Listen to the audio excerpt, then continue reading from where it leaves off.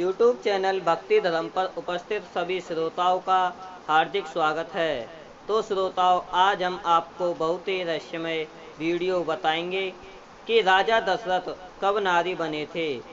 और श्रोताओं, आपने सुना होगा कि राम लक्ष्मण की कोई बहन नहीं थी और रामायण में आता है कि वो केवल 4 भाई थे। परंतु श्रोताओं, रामचरितमानस के राम कलेवा में लिखा हुआ आता है कि त्यागी तू लक्ष्मण बहन शांता, श्रृंगी ऋषि के संग पधारी रंग बरसे गो।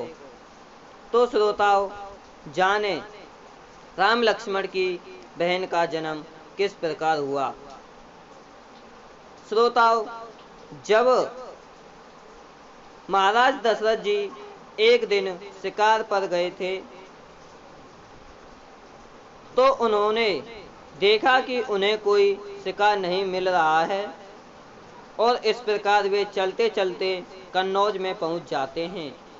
श्रोताओं, कहा जाता है कि आज भी एक सरोवर इस प्रकार का है कि जिसके बारे में कहा जाता है कि यदि उसमें स्नान कर लेता है तो श्रोताओं वह नर से नारी और नारी से नर हो जाता है।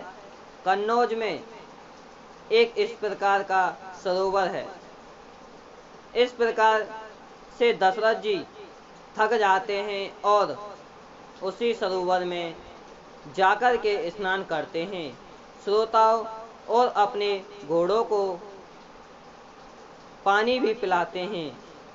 इस प्रकार से दशरथ जी एक नारी में परिवर्तित हो जाते हैं, क्योंकि उस महान सरोवर के बारे में कहा जाता है यदि उस सरोवर में कोई स्नान कर ले तो वो नर हो तो नारी बन जाता है और नारी हो तो नर बन जाता है।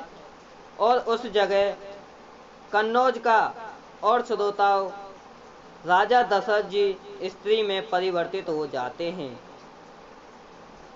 तो उस जगह पर कन्नौज का एक राजा आता है, आकर के देखता है कि एक सुंदर स्त्री उसके सामने खड़ी है और उसे वह जबरन घोड़े पर बैठाकर ले जाता है और इस प्रकार से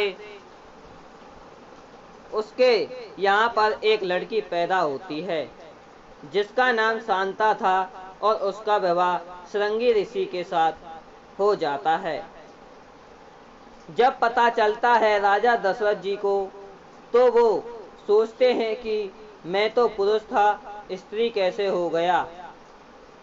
तो इस प्रकार से महाराज दशरथ उस राजा से स्त्री रूप में लड़ झगड़ कर रूस कर आ जाते हैं और वापस उसी तालाब में कूद जाते हैं। फिर से महाराज दशरथ नर में परिवर्तित हो जाते हैं। श्रोताओं, राजा दशरथ जी उसी महान सरोवर में नहा करके स्त्री रूप में परिवर्तित हो गए थे। और श्रोताओं, उन्हीं के गर्भ से शांता का जन्म हुआ था, इसलिए शांता राम लक्ष्मण की बहन हुई। श्रोताओं, आपको यह वीडियो पसंद आया हो तो इसे लाइक, शेयर और सब्सक्राइब कर दें।